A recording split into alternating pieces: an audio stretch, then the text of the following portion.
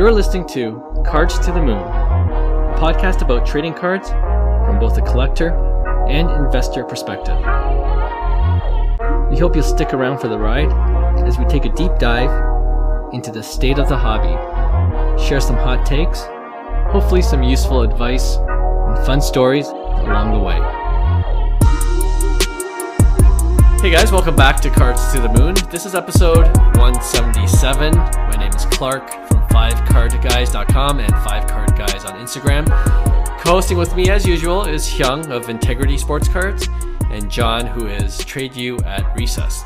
All right, later on in this episode, we have a special guest and good friend who we consider our personal resident Pokemon expert that we've been wanting to have on the pod for a while now, and he's finally agreed to come on the show.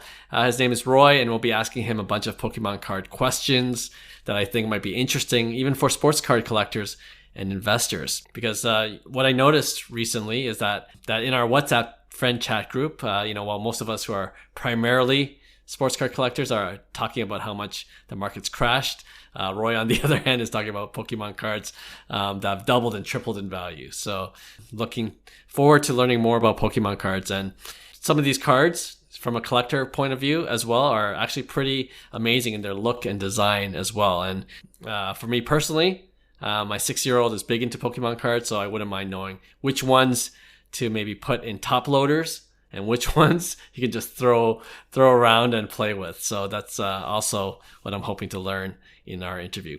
That interview is coming in just a bit, but off the top, I know a lot's been said about the issue of repacks, especially after C-Blaz put out on his IG video recently how it's, in his opinion, overall bad for the hobby. Then we got a bunch of rebuttals saying how it's necessary for the hobby and everything, and everything in between.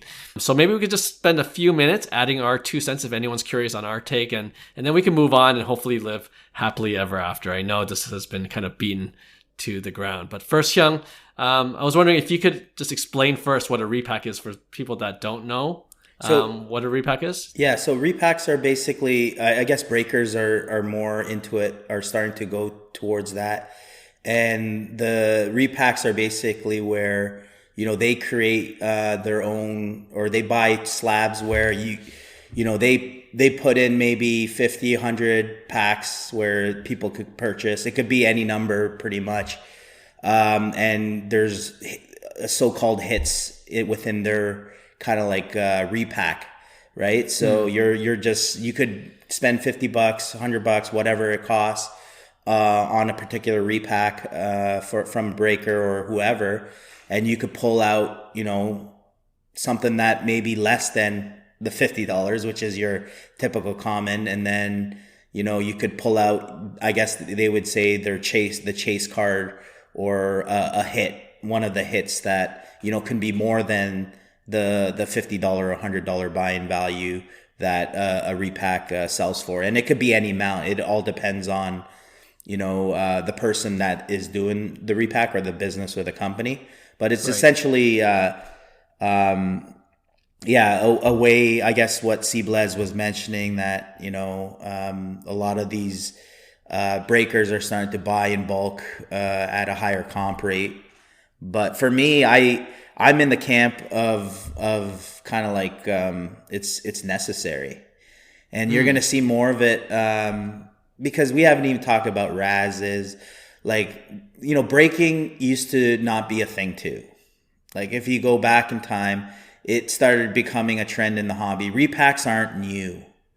They've been around, for a number of years. I've participated in repacks.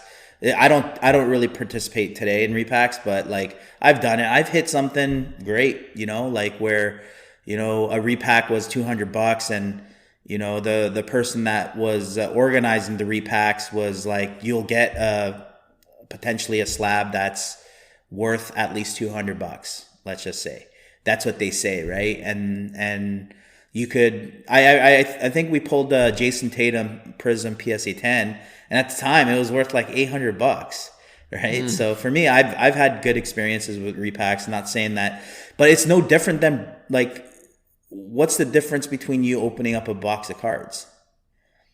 right? Or entering a break.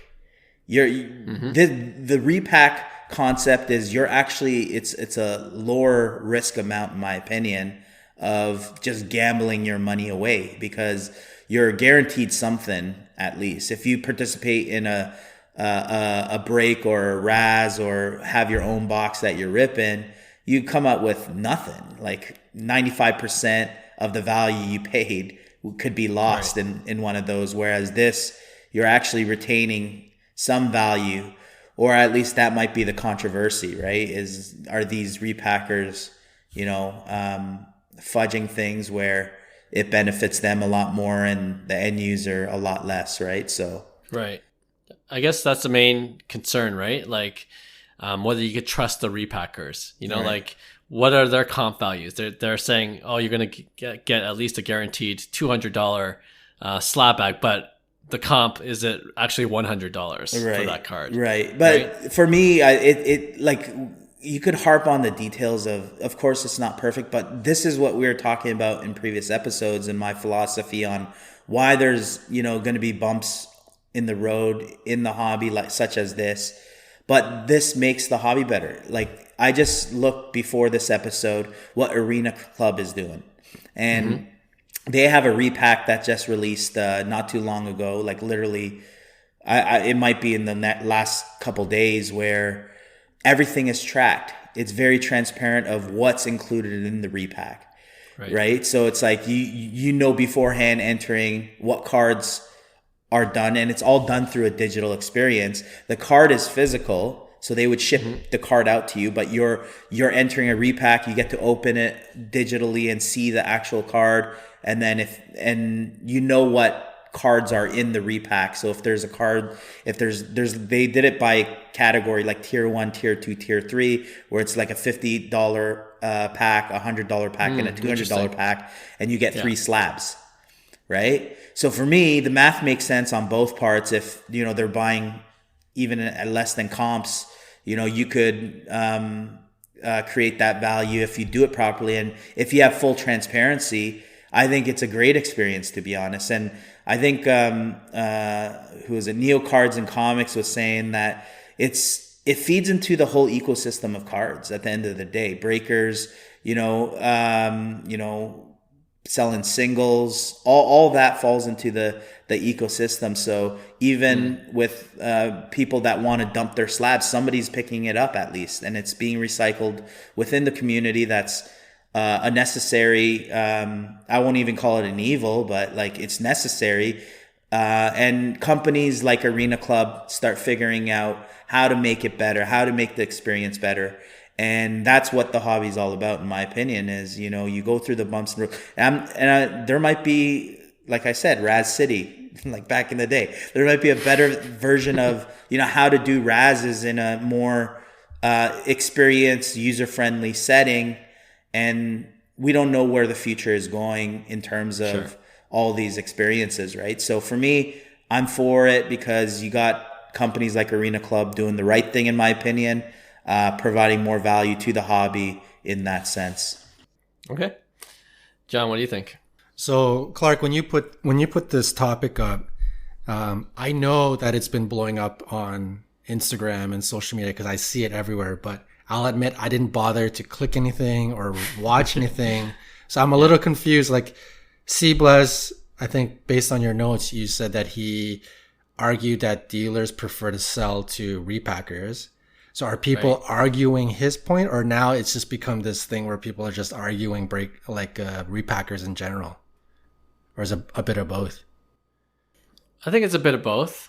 Right? I've definitely heard both sides, because the argument from C-Blaz is that why would dealers sell to other people like us trying to buy singles at lower comps when they could sell at higher comps to these repackers or these repack businesses, right? Because they could use that for their repacks. And so essentially he's saying that for average collectors, it's not good for average collectors because they can't get the cars they want at fair prices. So, And the other side is that, like Hyung was saying, they're saying it's necessary because it does provide liquidity in the market, right? Someone's picking up these slabs that probably no one would want to pick up anyways. But if there is a repacker that does pick it up, then they're pumping money back into the market, and it keeps the cycle going. So that's kind of the flip side. Right. You know, what's funny is that, you know, based on my experience, and maybe I'm the sucker at a card, Joe, but based on my experience, like if repackers are buying off of dealers at a discounted price, but it's more than, as Blez argues, they're selling it more to repackers because it's more than what they would sell to regular. Is that even true? Because when I try to buy off of dealers, like, I'm not paying 70% the comps. There's no way. The dealer has it listed at 150%. And then if I can get him down to 98% of a comp, then I probably won, right? I think the issue more is like what C. Blez was saying is like that these repackers are buying at 90% comps, and other personal people want to buy at like 80%, where it's making the comps higher and more expensive than what they're actually worth. Got it. Right? Yeah. So I think that's what his argument was. Yeah, and I'm just jokingly saying, like, I've never seen any dealer give away a card at 80% comp, especially. But I think some of the repackers too, they are known to, especially like backyard breaks, they're known to buy whole tables at one shot. Right. Yeah. So they'll do that as well. Right. And they have a benefit, right? Like these guys who are going out shopping for whatnot, like sports card collector, and like they have content and stuff that they need that requires like the machine to keep rolling, right? So even if they have to pay a little bit extra than they would imagine versus a regular collector, like they got to do it for the content, they got to do it to keep the oil running, right? Or the engine running. So I get it. I think it's for in terms of the seamless part of this, I don't see a problem. Like if I was a dealer, of course I'm going to sell it to my best customer. If my best customer happens to be a repacker, then so be it. Like I don't really see the problem. Maybe it goes against their business of breaking. So I understand there's some frustration for him on a personal level. I don't know. And then repacking in general, like, I mean, I've never gone into a break, but I admittedly I have bought a repack before, and it was off of Phil Hughes. And wow. And you know, I at the time, and he was, not that he was in shading or anything, like he was very reputable in the hobby space. I trusted him, and I think it was a pretty expensive repack. And you know, Phil Hughes doesn't collect trash, like he collects some good stuff. So it was off of his like personal collection. I think it was like close to $200 US for a single, and it was a PSA 10 slab. Mm-hmm. And the odds were, I think it was like 80% odds you at least get your money back. Mm-hmm. So for Phil, you know, like imagine any of us, we have all this sort of lower end quantity of cards, like we say, like some trash in our collection that we want to sell and give away. We don't want to do the work of, I don't know, go on eBay, getting hit with fees and all that. And you can give it away at 100% comps, but you do it in a creative way. In repacking, I think is perfectly fine. And for the consumer, if you find a reputable repacker, the experience of chasing is still there. Like I still had even though it's just one singular rip, one card, I had a lot of fun, and I actually got a card that was worth the money that I paid, right? So you don't feel as bad. I think the negative in the hobby space right now, especially the experience with ripping with kids and with anybody, is the ROI is ridiculous. Like the you know, hobby boxes are 150, 175, 225, 300, 350. Even National Treasures, or you know, like Tops, what was the latest one that came out, like Definitive or whatever, $2,000 a box. Like the odds are you're getting like $100 card worth of cards in that $2,000 box. You're getting $16 worth of base cards in a $300 hobby. So like, if somebody can creatively say, "Hey man, I'm doing repacking. I can guarantee you 50% chance that you're going to at least make your money back." It's a pretty good proposition, and I get there's Sure. there's space for bad business. People can lie about it. People can put the biggest chase and give that pack secretly to their friend or keep it, withhold it. Like I get it. I think there's probably, that's up to you. That's up to you to do your due diligence on what repacker, what company you're chasing, all that. I've spoken too much already, but. No, all valid points. And I'll just end off by saying, because you guys mentioned all the main points, but I think at the end of the day, it's trusting in the repacker. Exactly. You got to be they got to be reputable, but also it's on the repacker side of the business where they are more transparent. Like I know some of the suggestions is like provide a checklist so you know which hits are actually gone. Oh, that's right? a good idea. And like I didn't know about Arena Club that Hyung was talking about, but that's another way of doing it, being transparent. Right. Everything's digital. I mean, that's kind of what NFTs are. I'm not gonna speak more about NFTs because I know that's a trigger word for some collectors, but that keeps track of everything, right? And maybe there's a future in combining NFT technology with the repack business. But as long as there's transparency, people know knows what's been hit and what hasn't. I'm with you guys. Like I don't see anything wrong with it. It's kind of like breaking too, right? You have bad breakers, shady breakers. You kind of have shady repackers now, and once things get cleaned up, as the hobby continues to grow, as the industry continues to grow, then I think no one's going to really talk about whether repack is good for the hobby or not. I think people are just going to accept it as a regular, different part of the business or part of the hobby, right? So yeah, I do commend CBLES for bringing this discussion. I didn't know it was going to take off and everyone's going to talk about it, but it is a good discussion to have. And if there's any new development on the repack front, we'll definitely dedicate a bigger portion of a future episode on the issue. This episode is brought to you by Progressive Insurance. Most of you listening right now are probably multitasking. Yep, while you're listening to me talk, you're probably also driving, cleaning, exercising, or maybe even grocery shopping. But if you're not in some kind of moving vehicle, there's something else you can be doing right now. Getting an auto quote from Progressive Insurance. It's easy, and you could save money by doing it right from your phone. Drivers who save by switching to Progressive save nearly $750 on average. And auto customers qualify for an average of 7 discounts. Discounts for having multiple vehicles on your policy, being a homeowner, and more. So just like your favorite podcast, Progressive will be with you 24/7, 365 days a year, so you're protected no matter what. Multitask right now. Quote your car insurance at Progressive.com to join the over 28 million drivers who trust Progressive. Progressive Casualty Insurance Company and Affiliates. National average 12-month savings of $744 by new customers surveyed who saved with Progressive between June 2022 and May 2023. Potential savings will vary. Discounts not available in all states and situations. All right, with that, let's play our interview with our friend Roy. Today we have another special guest with us. As we mentioned at the top of the show, he's a good friend of ours, and he's the guy we go to for any Pokemon card questions we might have. His name is Roy, and I was just at the Sports Card Expo with him in Toronto recently, and I wanted to pick up a nice Charizard for my son, and he helped me pick out a cool card. He gave me the backstory on it and even, potential investment value, which was greatly appreciated because I could have totally been ripped off if I just picked one by myself, right? So since that show, I've been doing a ton more research and I've gone down the rabbit hole. And now my son and I talk about Pokemon cards all the time. But there's so much more to learn, I know. So without further adu, Roy, welcome to the pod. Thank you. Thank you for having me, guys.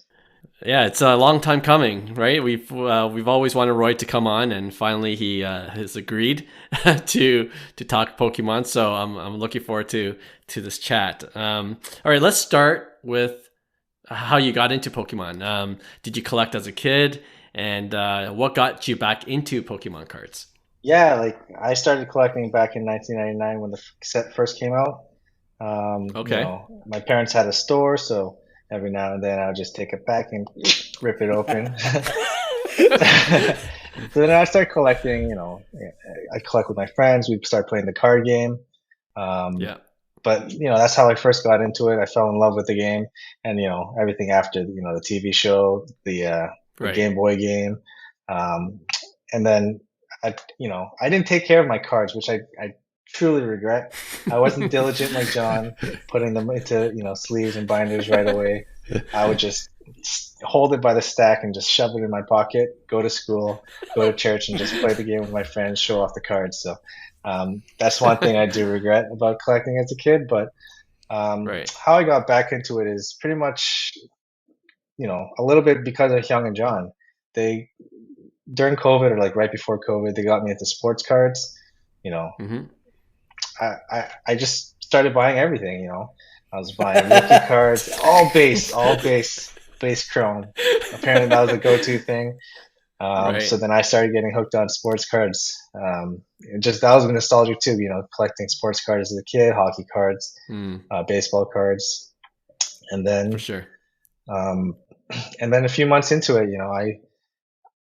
I was a part of this Discord group, and someone posted this one picture of this Pokemon card, and I was like, whoa, what's that? It was like a full art card, and back when I was collecting, I only collected for probably about 1 or 2 years. So it was base set, fossil, intro sets, like the very first cards, the iterations of the Pokemon cards. And then I see this card that has the whole card, the whole length of the card is like a full image. And then, it's so nostalgic to me. It was like Pikachu, Bulbasaur, Charmander, and Squirtle all on that one card. And I was like, man, that card is sick. I want that. I need that. Yeah. So then I started, looking into what card is that? How do I get it? Lo and behold, that card was like a $5,000 Japanese Pokemon card. But I was like, okay, what else can I get into? Into buying Pokemon cards. So I started, slowly crawling into that rabbit hole, looking for deals. Because all the sports cards I was buying like $100, $200, $300 sports cards, and I was like, okay, I could do the same thing with Pokemon. But that's when the sports card, it was kind of going downhill. That base game, everyone started to jump on. Numbered cards or something a little bit more than base. So I was like, okay, you know what? I'll just do the same thing with Pokemon and see where that takes me. That's how I kind of got back into the whole collecting Pokemon. It was through John, kind of through John and Hyung and collecting sports cards that transitioned into Pokemon. And I wouldn't say thanks to John and Hyung, because they made me lose a lot of money on sports cards. Who are you listening bought to? At the peak, getting base. Got at the peak and sold at the low. Yeah, that will kill you. I got back into Pokemon, and I've been doing pretty well with that, so I'm happy. I was gonna say, I feel like you at least broke even. You got all the profits from Pokemon. Yeah, it's the skill sets you learned, Roy. Come on. I agree. Big picture, Roy. Big picture. I just wish I got into it maybe 1 or 2 years later, and then I would have been gravy. Yeah, same. All right, we all say that about sports cards too, or at least in 2021, 2020, we wish we went heavy into a lot of the more rare cards. But that's why we wanted you on too, because I know, like in our friend WhatsApp chat group, that where we talk about sports cards mainly. We're talking about how we're just losing money and how our Lewis Robert collection is useless. And how we're trying to sell junk slabs. And then meanwhile, every once in a while, Roy would message like, oh man, this Pokemon card I have just 3x. And we're like, what?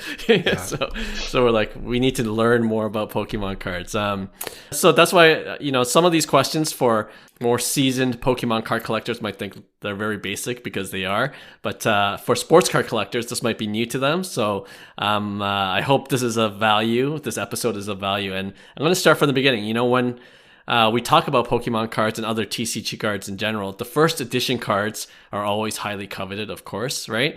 So can you tell us about Pokemon first edition cards, when they were released and which ones are going for big bucks right now? I know you just mentioned 1999. Would they be the ones considered first edition cards? Yeah, and before I continue, I wanted full disclosure. I am no Pokemon expert. I am not a pro. I just do it as a hobby, and this is the information that I currently know, but I'll try to pass on as much knowledge as I can. Okay, I appreciate it. But in terms of first edition, 1999, they had their first print, first edition cards, base. And the ones that you want to go for are anything that's holographic, those are the ones that will hold the most value, especially if they grade well. The Yeah. card being 25 years old, if you didn't grade it right away, you didn't pack sleeve it, it's not going to be in good shape because most of the kids played it as a TCG. So whether you Right. put it in Right. sleeves or not, it's still being played. So there's a lot more wear and tear, more scratches or whatever it is. So the conditions are harder to find. But yeah, in terms of what you want to be collecting, the holographics and any like the Charizard's obviously the Mm-hmm. go-to. Any of the OG starters, Yeah. Blastoise, Venusaur, Mewtwo. Uh, yeah, there's a few that you want to be collecting, and it's definitely the 1999 set.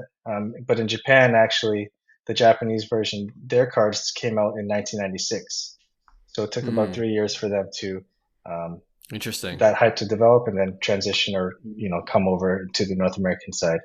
And when you said you had a store and you just ripped open packs, were those the first edition sets that you're No, talking about? no, definitely Okay. not. I think first edition would only be like card stores because they're just Oh, I getting see. whatever.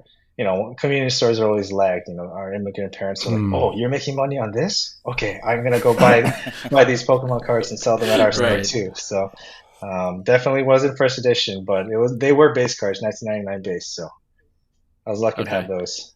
You mentioned Charizard, and like I know there's a bunch of characters, but just out of curiosity, were those characters like popular from the get? You know what I mean? Like Charizard, Pikachu, or did they gain popularity over time? I think in like the U.S. or North American side, Charizard was always kind of like the go-to. He was always considered like the chase card, the one to get. Right. Okay. Um, Yeah. it's so hard thinking back. Like I was just happy to get any holo. Right. But and like yeah, back then I didn't really have a favorite Pokemon that I really grew attached to at that time when I was collecting cards. It was just fun to play. You just play the game. You try to beat your friends, and then show off your collection. Yeah. Yeah. Before we start recording, we mentioned how like you're younger than us, Roy. So you actually played with them, and when the 1999, I was like in my uh, early 20s. So Oh yeah. I totally missed the point.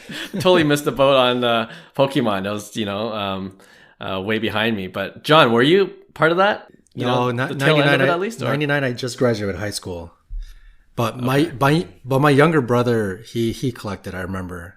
So I do, okay, watching him collect, I do recall Charizard being popular back then. I remember he was a bit of a chase. And Pikachu was obviously popular because everyone only knew of Pokemon because of the show.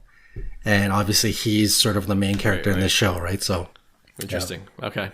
You mentioned earlier too, like, Japan came out with the 1996 set. So, other than the language on the cards themselves, are there any other main differences between the Japanese and the U.S. or the English sets, and which one do you personally like better? Yeah, there could be a totally different array of cards in terms of Japanese and English. Like most of Hmm. the sets are the same, and I didn't collect from like 2001 till like 2020. So there's a big gap of cards I don't really have Okay. knowledge Right. on. But like what I'm seeing, by looking and doing some research, there's some cards that are part of a set in the Japanese sets, and they're not part of the set in terms of like ripping. They have the same cards, but some of them are in packs in the Japanese sets, and some of them come as Hmm. promotional cards. So if you buy like a booster box or like an ETB, um, Right. it'll come as a free card. So everyone that buys that ETB will get this free promo card. Whereas in the Japanese card, it'll be a card that you pull. So Yeah. there's different varieties like that. There's other promotional cards like if you buy from Best Buy $20, you get like a Best Buy inscripted card. And there's all these different promotionals that like the Japanese have and the English sets have, or vice Hmm. versa. Like one's in the set Right. and one's not. Um, Okay. sorry, what was the other question?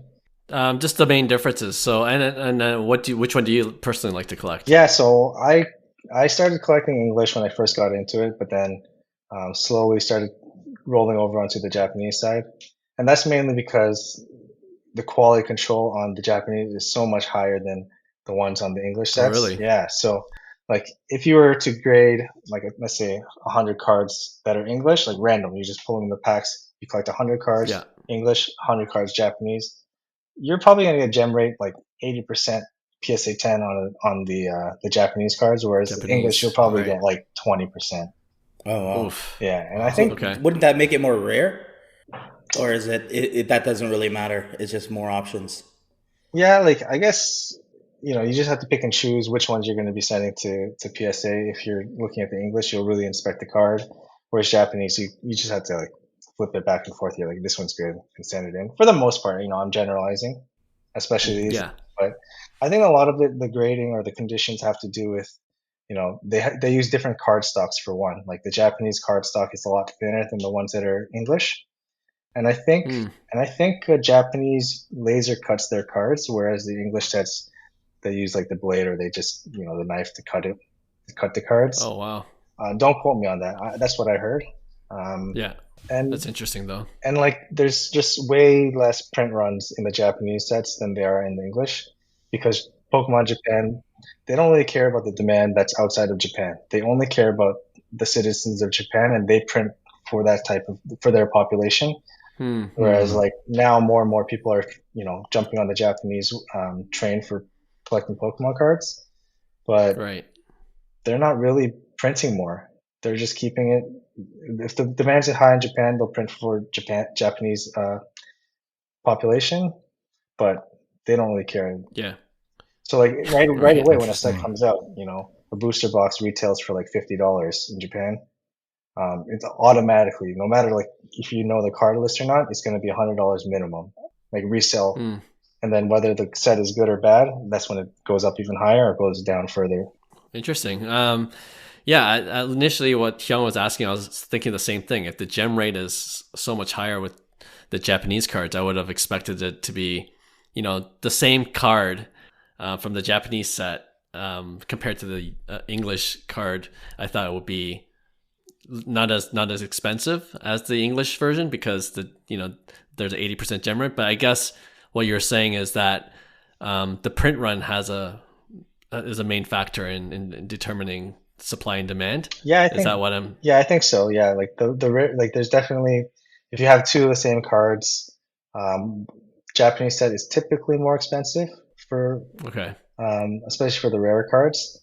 But that's not always the case. But I would say generally Japanese cards, they'll have a lower pop rate and they'll have a more expensive price for the card. Yeah.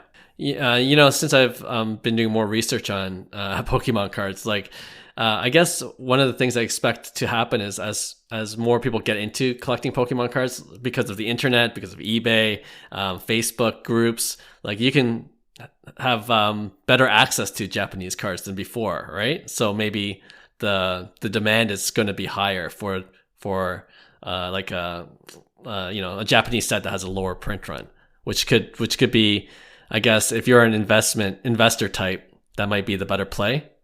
Do you think? Yeah, so like I think the good play is like buying booster boxes. Like again, like I only started collecting not like for the past few years, so I've only had access to whatever sets came out. But yeah, if you buy a booster box, typically if the set is good, it'll do really well. So in like 2020, I bought a booster box of this set called Dream League. I was buying them for $80 each. And then at the peak, they were selling for like almost $2,000 a box. Holy! Whoa!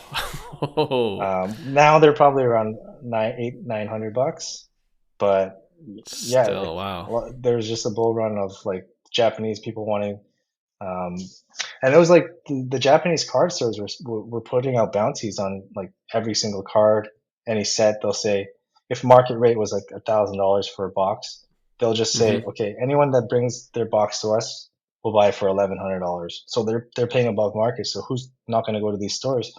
So then that's what causes huge bull run in like I think it was like May of 2023, so this year. Oh wow, that's recent. But yeah, everything has come down a lot, or not back to normal, but came down a lot because that bull run was like absolutely crazy. I had a card that was worth $2,000 at the time, and then it jumped up 10x to 20,000. Wow! Diamond hands I didn't sell, and now it's back down to like 3,000. So, that's right. Yeah. I remember when Roy put that in our chat, and then I believe all of us said, "Roy, you got to sell." Yeah. We were like, "Sell quickly," and of course he didn't. But which card was that? It's a Japanese card. It's called Alola Friends in PSA 10. So that's like PSA a special set. They sell these boxes. There's only 2 cards inside of the box. That's it, and the rest are kind of like accessories. I think it's called like Master Collection. Right. So then it was a really rare card. The only way to get it is buying this box, and there's only 2 cards inside. So everyone got the same 2 promotional cards. So then I was like, okay, that's kind of rare, so I'll give it a shot. I'll buy it. I like the image on it, and then I did really well. But at the end of the day, I'm almost back to to even ground. Yeah, well, this holy smokes, like just the 2 cards in a box kind of reminds me of like National Treasures Panini Flawless, like super high end, I guess. And I think when we were talking at the card show, I was trying to draw different parallels from the sports card market to the Pokemon card markets, so I could better understand what Pokemon cards are all about. So in that vein, are there any other parallels? In terms of, pardon the pun with parallels, but like you mentioned hollows, I guess that's kind of like the equivalent of a sports card parallel, or a reverse hollow, like different kind of variations of the card. I wouldn't say those are the parallels, but yeah, I guess it would be, because there would be the regular and then there'll be the hollow version for some of the cards. Right. But I would say, it's hard to, because it's a trading card game. You can't have parallels. You can't have number cards. True. Because everyone needs the card to play the game, right? Right. Makes sense. Like the only thing I would consider like a numbered card is like a World Championship card. So the people that are playing the actual TCG game at the World Championships, if they rank like winner, second place, top 8, top 16, top 32, they get this card. Right. This card that's only given out to those contestants, and they're stamped how well they did. So some of those contestants will just sell the card because they don't care about it, or they just want money, and then it's now become a collector's item. So like I don't think anyone's really selling them off as they were easily back then.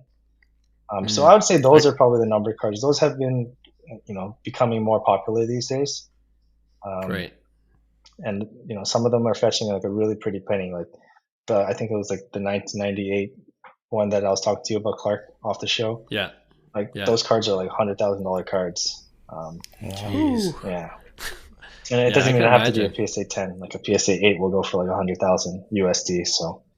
Right, because it's so rare. Exactly. Yeah, it makes sense. Makes sense. I'm just trying to wrap my head around some of the different Pokemon characters that are from the different sets. Like my son has a different one every week. Yeah. So I'm like, what? I never heard of that one, and things like that. So who would you say are the MJ and LeBron of Pokemon? Like who are the GOATs in the Pokemon? Maybe we already mentioned with Charizard, but are there any other ones that are like elite level status? Yeah, like that's the beauty about Pokemon. Like whoever collects, like you're truly collecting what you love. Because you either fall in love with the Pokemon from either playing the game, you enjoyed the character, or you could like relate with them. Like when I talk to my kids, I'm Snorlax because like I just want to sleep. Right. That's not my favorite Pokemon, but for someone it can be. Sure. But like the main Pokemons, I think the popular ones are like definitely Charizard. Any like the OG starters, Blastoise, Venusaur, Mewtwo's definitely big. Gengar. Eevee and like the evolution, so Eevee can turn into like 8 different evolutions, and the top one from those, like all of them are probably pretty popular, but the most popular from that is probably this one called Umbreon. Yeah, is that the black one? Yeah, exactly. Let's see, all right, I'm learning. You're doing this might be a dumb This might be a dumb question though, but are there any new characters introduced in Pokemon, and if there are, do those cards hold any value, right? I guess the equivalent in the sports card world is like new rookies coming up that sports card collectors, of course, love to chase. Are there something like that in the Pokemon world? Yeah, they're not as loved as the rookie cards in the sports card world, but every generation, so like the show will go on, and then after that season is done, there's a generation, there's a second generation. So after generation 1, there's generation 2, and in that generation they throw out like another 100, 200 Pokemon to introduce. But every first show, there's 3 starters again. So, our era was Charmander, Bulbasaur, Squirtle. The next one was like, I don't know, it's pretty embarrassing. I actually don't know. But like the newest generation just came out like, I think it was like a few months ago. So there's another 3 starters. I think it's like Sprigatito, interesting. Go, and some other one. So there's always those 3. There's always going to be 3 starters. Right. Okay. How many generations are there now?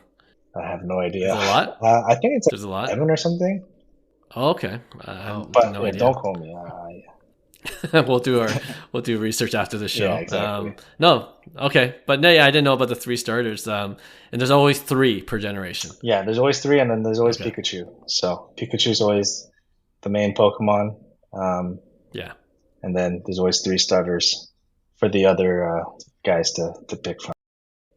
Yeah. Okay. When I first heard about Pokemon, and obviously I heard about Pikachu first because it's the main character. Like I always assumed Pikachu was the most powerful, right? Because it's the most popular. And then my son's like, "Oh, I don't like Pikachu because it's so weak." I'm like, "Why is Pikachu like the main Pokemon in this series if it's not the strongest?" Like I didn't get it, but it's still beloved by many, I hear. Like I'm mainly a Pikachu collector. Like that's pretty much all I collect. I had that memory of Pikachu being, a free So it would spirit. be because you like the character, that's why someone would, I guess, collect, or it would have collectability, is because they would just like the character, for instance. Yeah, so like collectability for Pokemon is like, if you pick like the popular ones, right, they'll always have at least one like really expensive card. But yeah, for myself, I just like Pikachu. I thought it was cute. It never went inside a Pokeball, and it just kind of, walked around saying Pika Pika to Ash. So I was like, oh, that's cute. I was like 10 years older. See, to me, this is all like hobby. This all falls under hobby logic. Right. Well, he's the main character, like one of the main characters. So yeah, he's iconic, and I hard, feel like hard he's also featured. He's also featured in a lot of rare cards and stuff like special cards or special promotional cards. It's usually Pikachu there, right? So yeah. For the most part, it'll always be Pikachu because that's what Pokemon is kind of pushing as the main, and they know everyone loves Pikachu. So Pikachu is cute. How can you not love Pikachu? Exactly. Next I want to ask you about some of the terminology used by Pokemon collectors that I think might be useful for those who want to get into it. So I'll list a few that I've come across, like even just on like eBay listings. I'm like, I don't understand what this means. So until I had to dig and do research. So we talked about reverse holo, reverse foil, which was a concept that I wasn't aware of. Like obviously we know about holo and things like that, but the reverse holo is when, I guess, in Pokemon cards, there's a box and a picture of the character in the box, but the reverse holo is when the background of the card is holographic, I guess, and the picture itself isn't. Yeah, exactly. So typically it would just be the background where the words are, the borders. Right. That's the holographic part, and the actual photo of the Pokemon is non-holographic.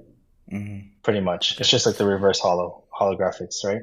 So that would be the parallel. That would be like your pink, in baseball or something like that.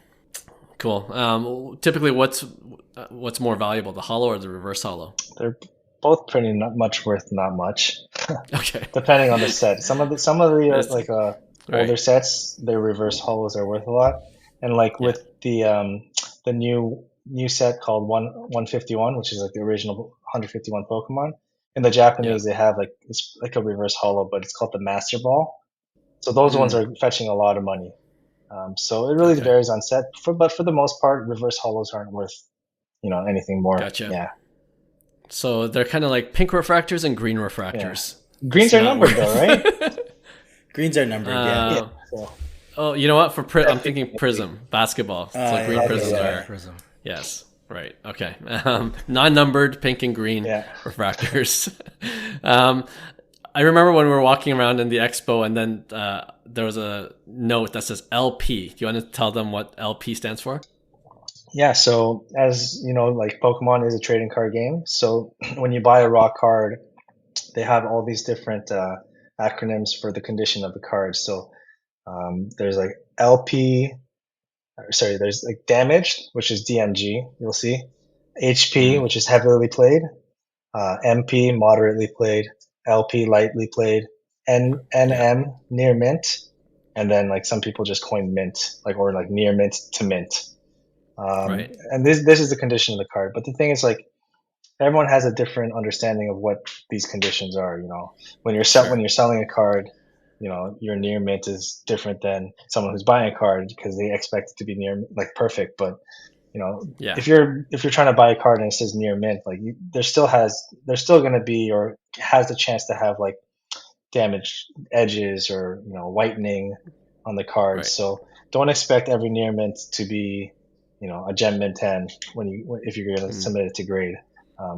So in that stipulation of near mint is, you know, potential damage, small scratches, tiny little, you know, blemishes, imperfections. Yeah, exactly. And as you go down that list, you know, obviously the wear and tear of the card is greater, right? Yeah. So that's quite similar to the sports card world, right? Like, I never expect near mints to be mint. I always expect the worst. So you know what you're getting yourself into.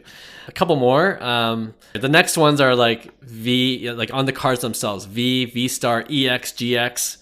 Any of those have any special meaning, or is it just labels for the cards? I think like that.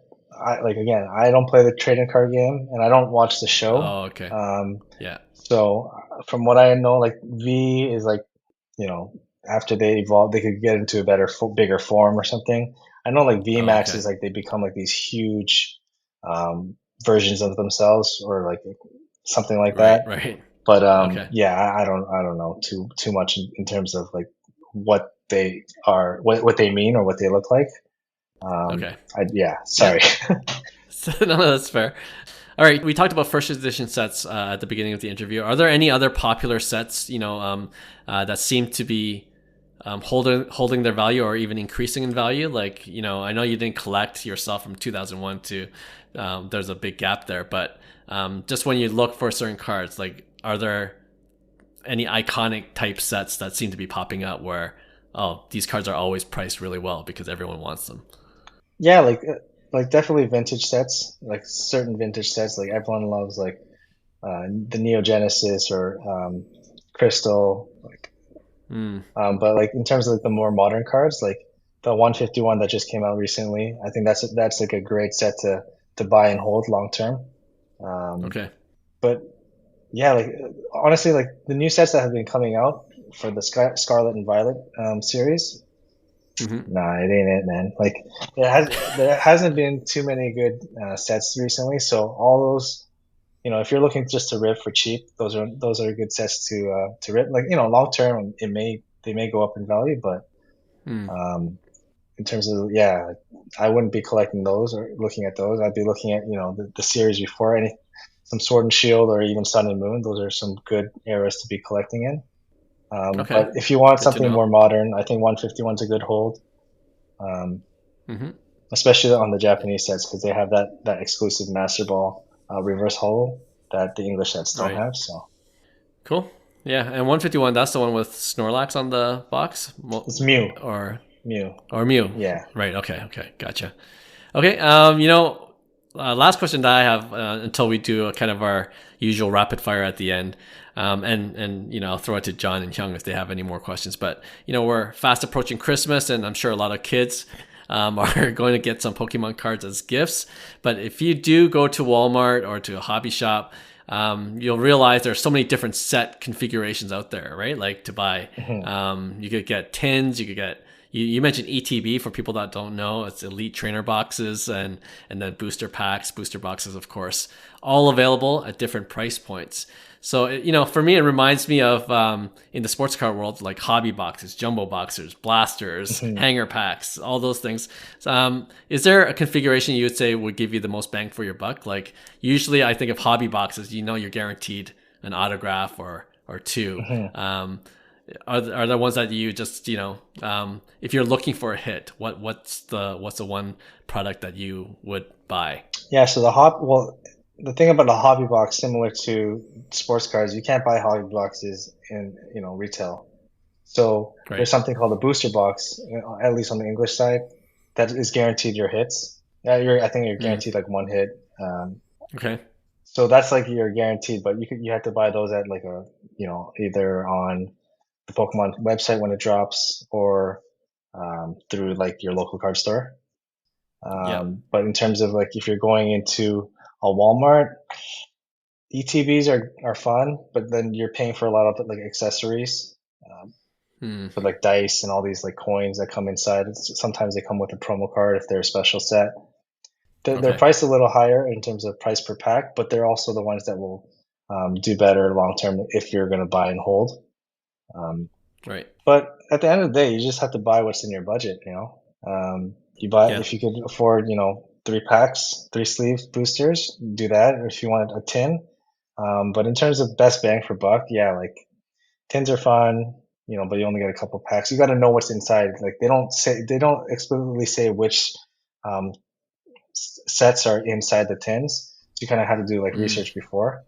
Oh, interesting. Yeah, it'll just say like sword and shield, like 2 packs, and then you have to like kind of guess, or you just do some research beforehand, like what packs come in these tins. But like if you're going to Walmart, ETBs are always good, but they're overpriced just because like Walmart's just gouging everybody. Sports cards too, right?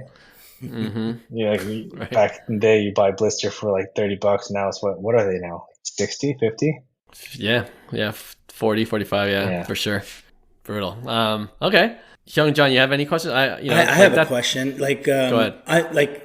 For me, I don't think I would get into Pokemon too much, but I do know all my like friends' kids love Pokemon, and sometimes I'm like, this would be a great gift or whatever.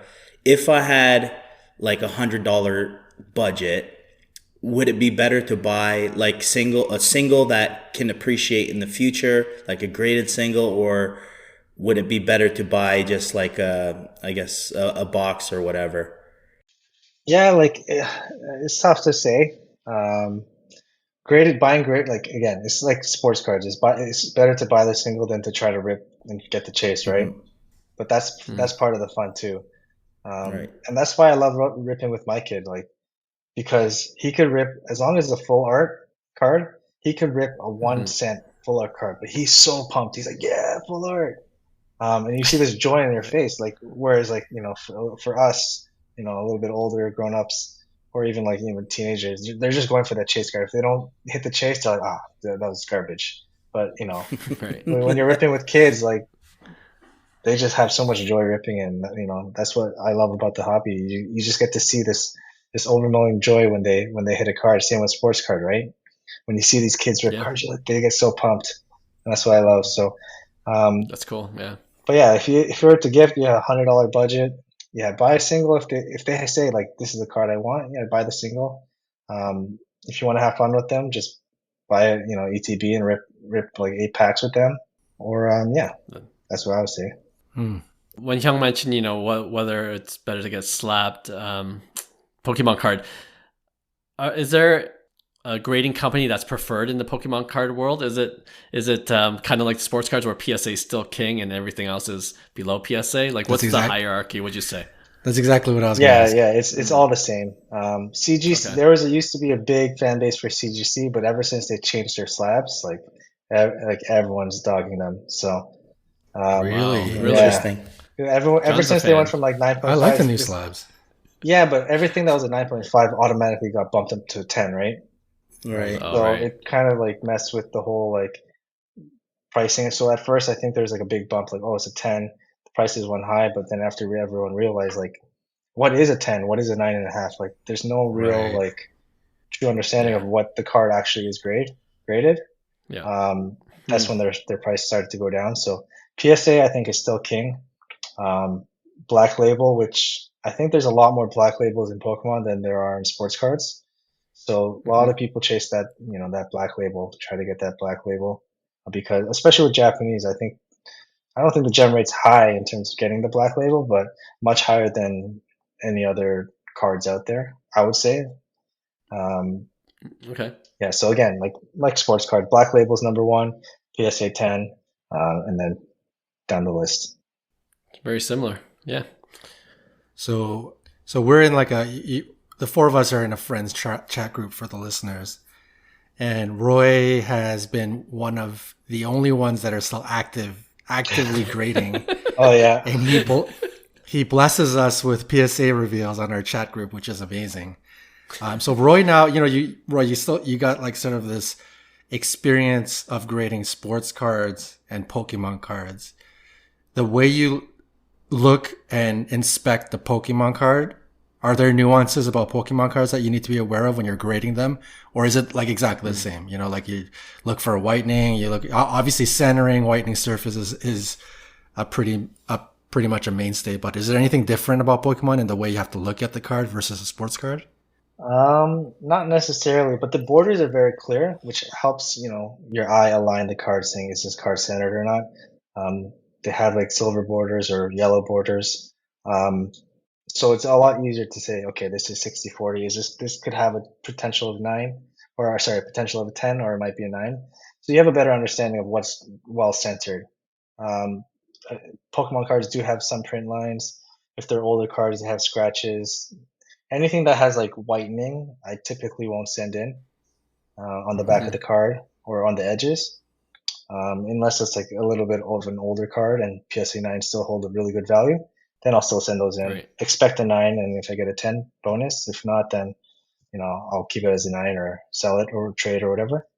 But yeah, pretty much you're looking for the same things: scratches, whitening, centering. Yeah, there's just nothing you could really do in terms of like cleaning the surface of a Pokemon card, because it's like it's not chrome, right? It's paper, it's cardstock. Right. But Roy does a good job, because whenever he does his reveal, it's like a 90% gem rate. Yeah, all he's 10, pump it up those PSA 10s. Yeah, again, because I do like 99% Japanese cards, like they're so easy to come back as a gem, and it's so easy to see which ones aren't going to be coming back a gem, right? So. Right. Good to know. Yeah, I had binders of like cards, and I'll be like, oh, this is worth something now. So then I'll just take them all out, look at them, and I just submitted them all, and they all come back 10s. So quality control for Japanese Pokemon cards is really good. All right. I'm just, after this podcast, I'm just gonna look for Japanese Pokemon cards to buy raw, and then submit them for grading. And the best part is like grading Pokemon costs is way more cheap than grading sports cards. Right. Why? I don't know. Like PSA, I think it's $15 a card, or they had a promotion for $15 a card USD per trading card.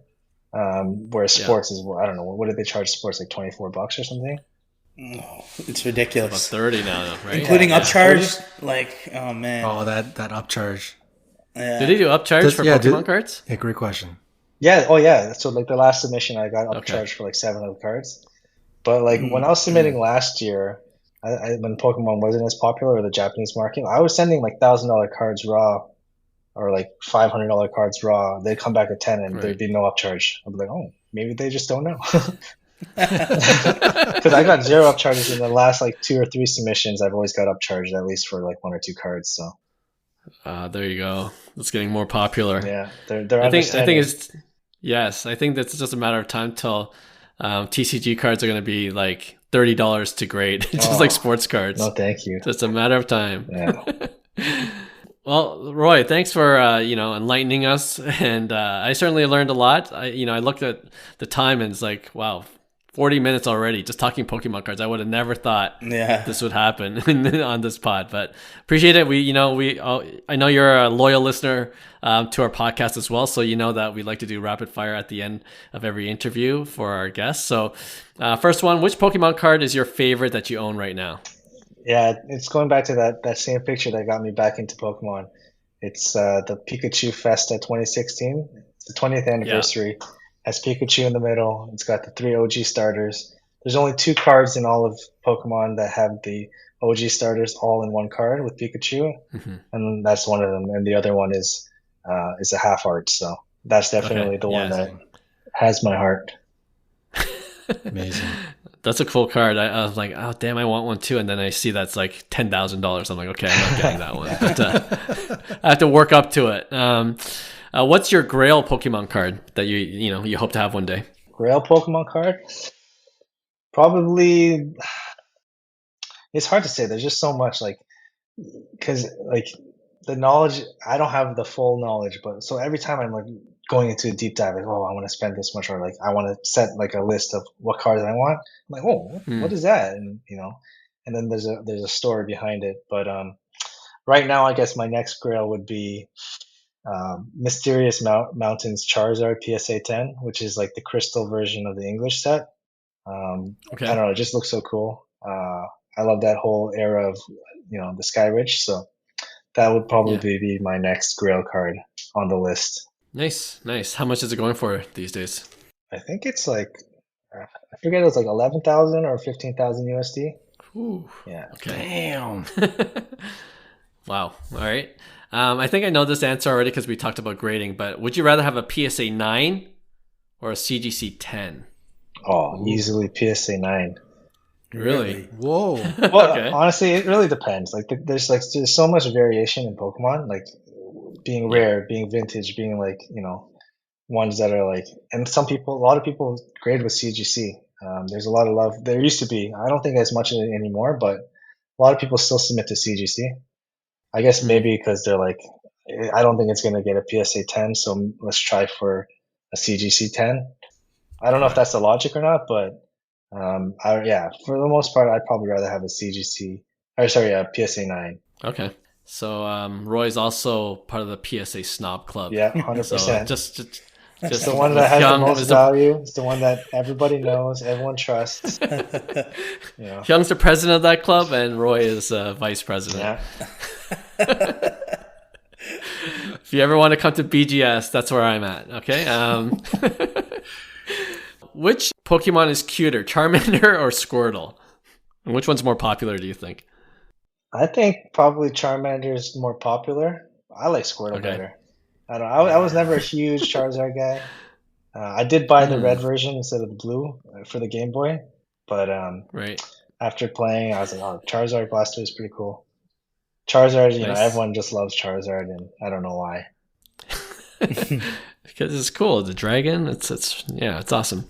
And last one is, what would you say is the most underrated Pokemon card or set? Whatever comes to mind. That's so hard. Underrated set or underrated Pokemon? Yeah. There's over 1,000 Pokemon, so who can be underrated? Is there over 1,000? Wow, yeah, there's over 1,000 now. I guess with all the generations, yeah. Or how about, which Pokemon do you think deserves more hobby love? We talk about this in the sports card world, which athlete, like Dame Lillard and, other athletes. But which Pokemon card do you think, or which Pokemon do you think deserves a little bit more love that probably doesn't get enough? It's got to be Squirtle, no? No, it's probably gonna Squirtle gets a lot. Like Blastoise. Like I always thought he should be like near the same level and value as Charizard, but I feel like it's not even close. Yeah, I don't think in terms of value, he's still quote unquote popular, but not in terms of value. Yeah, they're like fractions of what Charizards are worth. Like the top end Charizards versus the top end Blastoise, like doesn't even compare. Like one is like unattainable, and one's like maybe I could afford that, But yeah, like something that's underrated. I don't know, something maybe like someone like Lucario. You probably don't know who these guys are. I barely know them. I only know because my kid starts watching the show, and sometimes I watch them. Oh, that's pretty cool Pokemon. Yeah. Okay. But yeah, I think like someone complete blank stare from Hyung and I. Yeah, you're like, who? Like no I'm idea. just trying to put all this together. I'm trying to get the parallels to the sports card industry. I'm just an observer right now. Okay. Interesting. My son wants to say Latias. I don't know if that's how you say it. Yeah, Latias. But I love. Or, I don't know. I don't even know if I'm saying it right. We're in the same boat, Clark. But we're just dads of Pokemon kids. I love it because I look at the card. I'm like, oh, PSA 10's worth $40. Perfect. Oh, okay. He doesn't like the expensive ones, so I'll get that for him for Christmas.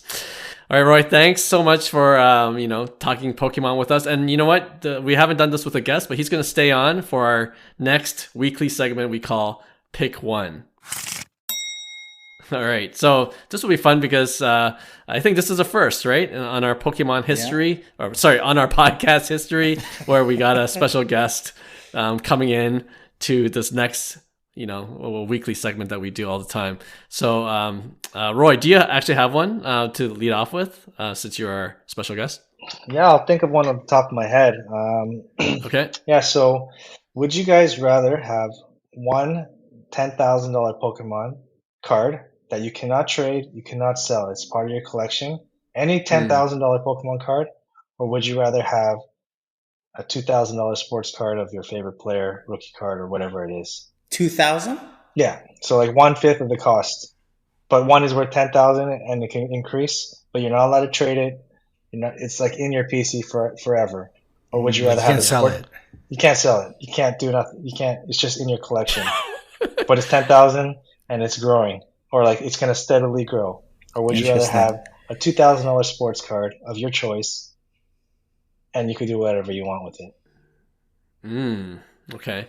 Because I know you guys don't like Pokemon, but like, are you seeing value? Like, or even if it's like a $50,000 card, and then you have like a $5,000 sports card, would you rather have some type of grail that cannot be traded, sold, or would you rather have a sports card that you can kind of, I'll go first on that. Yeah, I think you gotta see it as like a sports contract. In the future, that trade clause is going to be lifted, and you're going to allow. Yeah, that's what I'm talking about. No, there's a way around it in the future. I know. So I like rarity. I like things that people have. There's a lot of demand for, and I think I would go with the Pokemon card to keep in my collection for sure. Yeah, like for me, it's like sports cards is not everything. Like I have rare memorabilia too, so it's like I just like cool rare stuff, and it starts conversations and stuff like that. So yeah, I'm gonna go with the 5x value of a Pokemon. I'm gonna do it one day. Watch, I'm gonna actually do it. Like a super high end Pokemon, like do one of those like nice, super rare. I believe it, John. I feel like we're about to be all on the same page. Oh, Roy knows like I'm a Pokemon fan from afar. I know nothing about it, but the art, like the full art, looks amazing.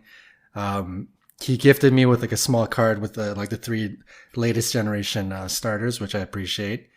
And when I look at Roy's collection, that card that he talked about that is like 10 grand or whatever, the Pikachu with the 3 OG starters, like the artwork on that one is like amazing, and it just brings back a lot of memories, like watching my brother. And I mean, even as us older guys, we still remember Pokemon, whether we collected it or not, saw the video games and all of that stuff. So I think the art itself is cool, the collectability is really cool, and clearly I think Pokemon is a TCG that is probably on the sports card level where it's sticking around for the long haul. It's not going anywhere. It continues to appeal generation after generation. So even long-term investment wise, it feels like a no-brainer. So yeah, give me that $10,000 Pokemon card. Okay. It's going to be a 10K sweep. I'm going with the Pokemon too. I especially since I've been researching more about Pokemon, like I definitely appreciate it more as art as well, right? So, it's something that gains value, something that I could hand down to my son, and he can, if we can't sell it, it could be one of those things that it just gets handed down. I like the idea of that as well. And it's I like flexing every once in a while. If it's a card that just continues to gain, I'd love to show people. Just put it on the mantle and show it off to anyone that comes over. But yeah, so it's an easy one for me as well. Obviously, Roy, you're gonna pick the 10K too. I'm assuming. Oh yeah, I'll probably lose all of it if it was a sports card, right? He's not lying. That's good point. I was gonna say the 2K you could easily go down to 0. So with the way the sports card market is, that's a good one. I'll revisit this next week when Roy's off the show, and then let's see if we still say the 10K. We're like, yeah, come on guys, we're gonna go with the sports card, right? Yeah, for sure. We just said that because Roy was on the show. Come on. No, I like that. All right, Hyung, do you want to go next? Yeah, I'll go. So big hobby news in baseball. You guys know I'm big on Jackson Chourio. He has a big time contract before he's even called up to the big leagues as a 20-year-old. Oh, really? Wow. Reportedly largest ever before his big league debut. So largest contract ever before his big league debut. I think it's 8-year, $80 million deal.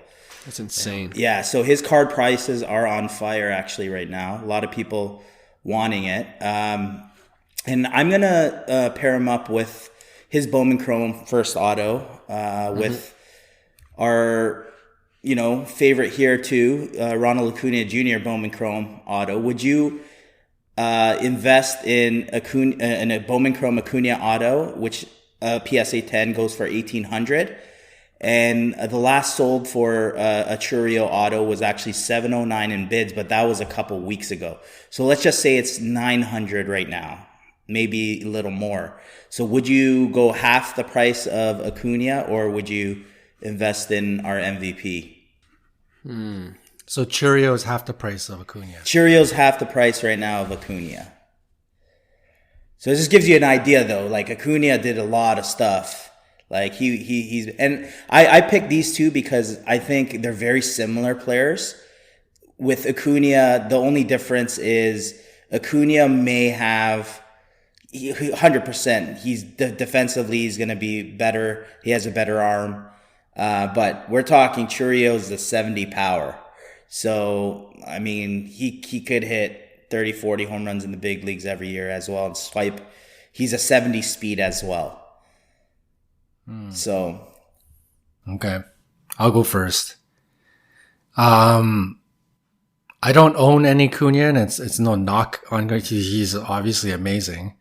But either one of those cards for me is not going to be a keeper long term. I would use it to try and take advantage of a flip. So I think that Chourio has the opportunity to gain that hype if and whenever he is about to make that step into the big show. So give me the Chourio for that short term volatility. Chourio for me. Yeah, that's keep going back and forth, but I think I'm going to go with Chourio as well for the short-term upside play, just like John mentioned. Because, Acuna also, he's one of those guys where when I'm in, he's going to get injured again. So I'm like, oh, forget it. So I don't want to take that risk. And, obviously there's risk with investing in young guys too, right? Who have never played up. Good point, Clark. Just to prove that point, out of the 5 or the 4 or so that signed a big contract before their MLB debut, here are the remaining that Chourio surpassed. So Luis Robert, Eloy Jimenez, Scott Kingery, Evan White, John Singleton. So just to prove a point that, hey, there's not many that panned out there. Right. Okay. I'm going with Acuna. I'll stay with the more stable. Wow, that changed quick. Roy, what do you think? Yeah, I would probably buy the Chourio and then sell it after his first game. Like, hope he has a good first game and then sell it then. Because the way Bowman works is it just doesn't make sense. Like, these guys are paying top dollar for these kids that have never played or are big, and then you have a guy like Acuna who's like MVP, star, and like his value is good, but it's not even like that great. Like these kids are going for way more. So I'll do short term. Chourio. After hope he has a good first game or like first home run, sell that card, and then Yeah. No, I think yeah. Before you go, Hyung, I'll also go with Acuna because I've been seeing him in a lot of those Tops marketing campaigns. So he's a player in the baseball card space. I think he'll be a growing ambassador for Tops as well. So there you go, Acuna. The popularity. Acuna did sign a really early deal, that $100 million 8-year deal too, but that was after his big league debut. But those are both.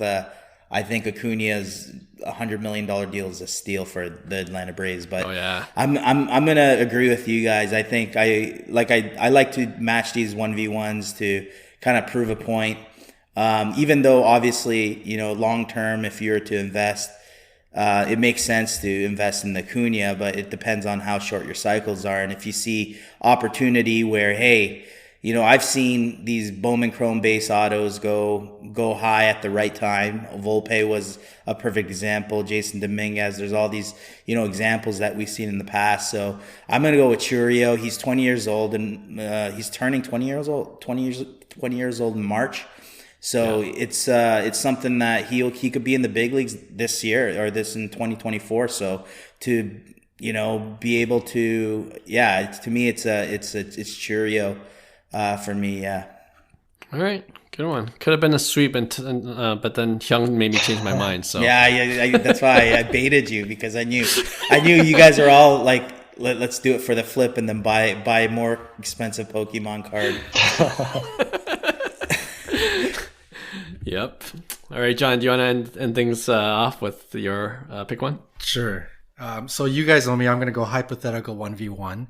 We talked about one of these cards a couple of weeks ago. So we're going to go a junk wax era Grail 1v1. So 1990 Tops, Frank Thomas No Name PSA 10. Ooh, last sold for 170,000. I think that's what you said, Clark. Holy Pop one versus the 1993 SP Foil Derek Jeter PSA 10.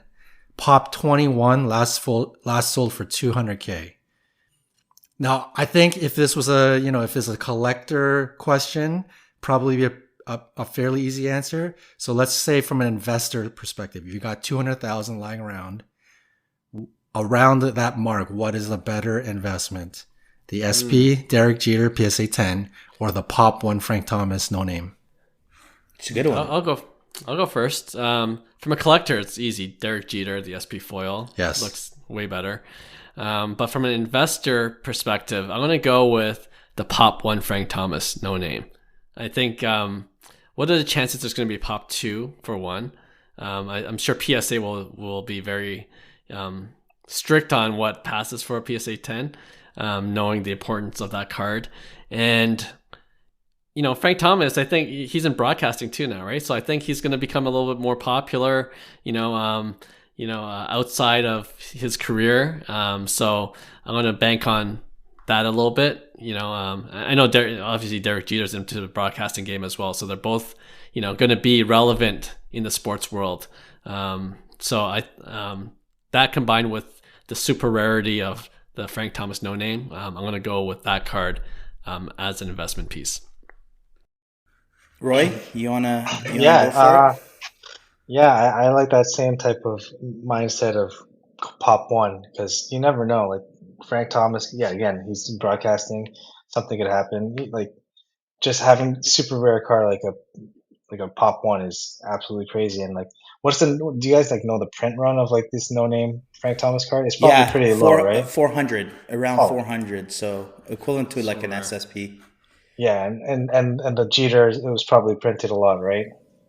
Oh, like crazy. Yeah, so like like the Jeter, he's like, I know Jeter much more than I do Frank Thomas, just because my age, just watching baseball and being on the Yankees. Like, it's great to have a low pop card, but having a 1 of 1 pretty much of a print run of 400, like you can't get better than that.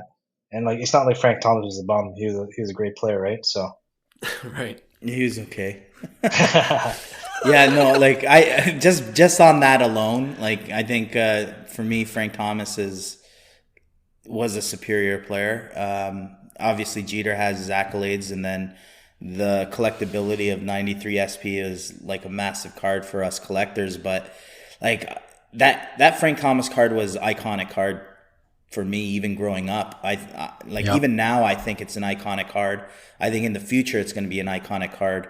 And with the print run of 400 and a pop one, like for me, it's a no-brainer with the Frank Thomas. I don't know the pop count on the Jeter SP, but it's gonna. Do you guys know the pop 21? Yeah. So for me, like I said, I love rarity over anything, scarcity over current prices. So I'm gonna go Frank Thomas as well. There you go. Wow. This one was tough because I think originally the Frank Thomas was easiest to think about, like pop one.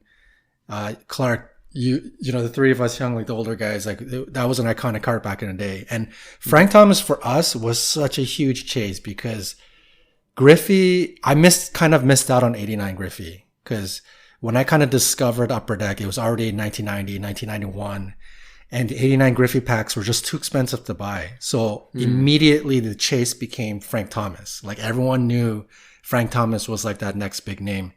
Kind of like collecting Zion Williamson. So I think it seems easy, but there's one thought that kind of popped in my mind as you guys were talking, and I'm going to actually go with the Jeter at 21 pop. I think wow. I feel like it's rare enough. And Jeter is like this legend that I think is going to continue to live on in generations. Whereas the no name, to be honest, I didn't even know. I get it's a pop one, but I'm shocked that it's $170,000 for a junk card. For a card, you know, the one with the name on it, you could buy it for like 10 cents, right? So I think that lure and that legend status of the Frank Thomas it might die with our generation. I don't know if like Roy's generation and new collectors, it might be a bit too niche and tucked away to become a noticeable, valued item in the future, right? Whereas the Derek Jeter SP, I think it's going to be one of these like Ichiro, like a legend within baseball and sports that continues to live on. And then his main rookie card continues to stand the test of time. So there's a bit of me like in the next 10, 20 years, I feel like that the Jeter is going to take off a bit more than the no name. So I'm going to go with the Jeter. Okay. Well, John pulled a John at the end. You know, we thought he was going to go big hurt, and then he went the captain. All right. Well, that's a good way to end the show. Again, Roy, thanks a lot for coming on to the pod. We appreciate your Pokemon knowledge, and hopefully you'll be back on the pod. Hopefully, you know, this experience didn't scare you off, but you know, I feel like the Pokemon market's going to just continue to grow. Right. So it was very beneficial for us to hear and learn about Pokemon cards. Yeah. Thanks for having me. Yeah. And hopefully I was able to spread a little bit of knowledge. My mind might have been all over the place, but hopefully you guys got something out of it. For sure. Oh, absolutely. Yeah. And of course, thank you to all our listeners who tune in every week. We'll have a brand new episode for you guys next week, Tuesday. And we'll see you then. Bye. Hey, thanks for listening to Cards to the Moon. We'd really appreciate you subscribing to our podcast wherever you listen to your podcasts. And you can also connect with each of us on Instagram at 5cardguys, or you can follow Hyung at Integrity Sports Cards, or John at TradeU at Recess. You can also check us out at 5cardguys.com. Thanks again, and hope to connect soon.